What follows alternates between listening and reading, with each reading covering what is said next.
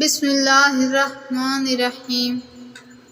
کبھی یہاں تمہیں ڈھونڈا کبھی وہاں پہنچا، تمہاری دید کی خاطر کہاں کہاں پہنچا۔ غریب مٹ گئے پامال ہو گئے لیکن کسی تلک نہ تیرا آج تک نشاں پہنچا۔ یہ کائنات ایک سوال ہے، سوال در سوال، اور ہر سوال کا جواب صرف خالق کائنات کے پاس ہے، کیونکہ وہ ہر عمل میں با اختیار ہے۔ جس کا جواز بھی اس کے پاس ہے، صاحب جواز ہی صاحب جواب ہو سکتا ہے۔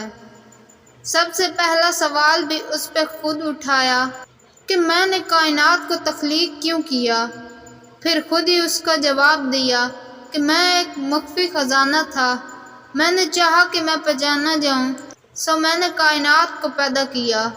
دوسرا سوال انسان کی تخلیق پر فرشتوں کی جانب سے اعتراض کی صورت میں سامنے آیا۔ اے رب العزت، انسان دنیا میں فساد پیدا کرے گا، تو صاحب جواز نے فرمایا جو میں جانتا ہوں وہ تم نہیں جانتے۔ سوال اعتراض ہے، جواب اطمینان ہے، سوال اضطراب ہے، جواب سکون ہے، سوال تجسس ہے اور جواب حاصل ہے۔ ایک اعتراض ابلیس نے کیا کہ اللہ کہ آگ مٹی سے بہتر ہے، تو نے آدم کو مٹی سے پیدا کیا اور مجھے آگ سے، تو میں آدم کو سجدہ کیوں کروں؟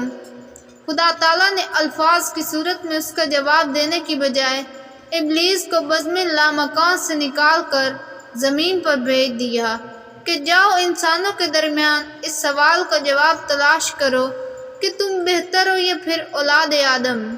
اور پھر ابلیس نے کربلا میں دیکھا کہ جب نواسے رسول اللہ صلی اللہ علیہ وآلہ وسلم نے اللہ کی محبت میں اپنا سر کٹوا دیا تو ابلیس چیخ پڑا کہ اے پروردگار، اگر مجھے پتہ ہوتا کہ جس خاک کے پتلے کو تو بنا رہا ہے وہ ایسا ہوگا، اگر مجھے پتہ ہوتا کہ اولاد آدم ایسی ہوگی، تو مجھے تیری عزت کی قسم کہ میں قیامت تک اپنا سر سجدے سے نہ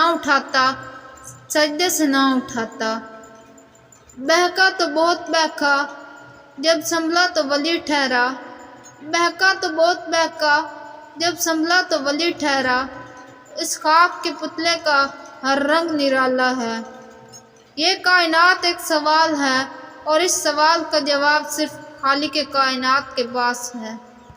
دوستو، اگر آپ کو ویڈیو پسند آئی ہے تو ویڈیو کو لائک کر دیں، چینل پر نئے ہیں تو چینل کو سبسکرائب کر دیں۔ ملتے ہیں کسی نیکسٹ ویڈیو میں، تب تک کے لیے اللہ حافظ۔